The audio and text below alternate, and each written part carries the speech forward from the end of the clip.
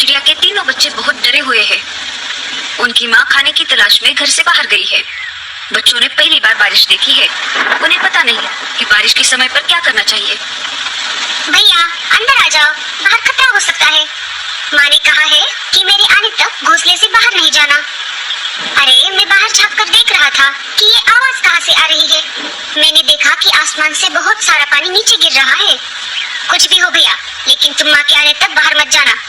टीलू बाकी भाइयों से सबसे बड़ा और समझदार था। उस पर अपने छोटे भाइयों की देखरेख करने की जिम्मेदारी थी। अपनी माँ का इंतजार करने के सिवाय बच्चे कुछ और कर भी नहीं सकते थे। इधर लाडू चिड़िया बारिश से बचने के लिए पेड़ की डाली पर रुकी हुई थी। उसे भी अपने बच्चों की चिंता हो रही थी। मेरे बच्चे ठीक तो होंगे ना? बारिश शुरू होकर भी बहुत समय हो गया है। मुझे जल्द से जल्द अपने बच्चों के पास जाना होगा। वो बहुत डरे हुए होंगे। इधर बारिश रुकने का नाम नहीं ले रही थी। कालू कौवा तेज बारिश में अपने घोंसले की तरफ जा रहा था। तभी उसे लाडू चिड़िया एक पेड़ पर बैठी हुई दिखाई देती है। वो उसके पास चला जाता है। अरे लाडू, तुम यहाँ? तुम अभी तक घर नहीं गई?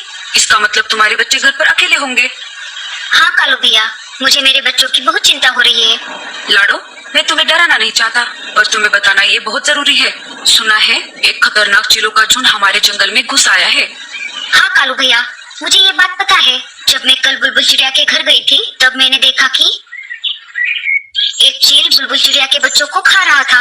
बुलबुल घर पर नहीं थी, फिर भी एक बच्चा जीवित था। मैंने उसे बचाने की ठान ली। तब मैं उस चील के पास चली गई।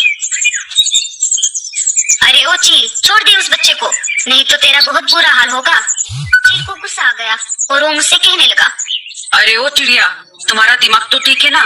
भाग यहाँ से। अगर मेरा पेट भरा हुआ नहीं होता तो मैं तुम दोनों को भी खा जाता। पर देख लेना, आगे चलकर तुम मुझे कहीं पर दिखाई दोगी तो मैं तुम्हें नहीं छोड़ूंगा। मैं तुम्हें उसी समय खा जाऊंगा और डकार तक नहीं लूंगा। ऐसा कहकर चील वहाँ से उड़ गया कालू भैया। तभी वहाँ पर बुलबुल चिड़िया आ गई। उसने देखा तो वो बहुत दुखी हो गई, क्योंकि चील उसके दो बच्चों को खा चुका था। अरे ये क्या हो गया? मेरा तो सब कुछ लूट गया। ये सब किसने किया? मैं उसे नहीं छोड़ूंगी। अरे बहन, तुम्हारे बच्चों को चील ने खाया है। अगर मैं एन मौके पर नहीं आती तो चील तुम्हारे तीसरे बच्चे को भी खा जाता। तुम्हारा बहुत बहुत शुक्रिया। मैं तुम्हारा ये एहसान जिंदगी भर नहीं भूलूंगी लाडू चिड़िया। पर मैं अब उस चील को नहीं छोड़ूंगी। मैं उसे जान से मार दूंगी। वो मेरे आखिरी बच्चे को कभी भी खाने आ सकता है। अरे बहन, जल्दबाजी में गलत कदम मत उठाना। वो सिर्फ तुम्हारे बच्चों का ही नहीं, जंगल के बाकी पंछियों का भी शिकार कर रहा है। उसे हमें झांसे में फंसाना होगा और फिर हम उसको उसके किए की सजा देंगे।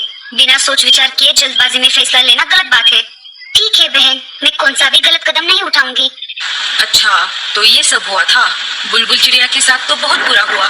हम उस चील को तो क्या, बाकी सारे चीलों को भी नहीं छोड़ेंगे। हम उन सबको जंगल से खदेड़ देंगे। तुम जल्दी घर जाओ। हाँ कालू भैया, बारिश रुके या ना रुके, मुझे कैसे भी करके मेरे बच्चों के पास जाना होगा। ठीक है लाडो, मैं चलता हूँ। कालू वहाँ से निकल जाता है। बारिश बहुत तेज थी। खुद की जान की परवाह ना करते हुए लाडो तेज बारिश में अपने बच्चों की तरफ निकल पड़ी।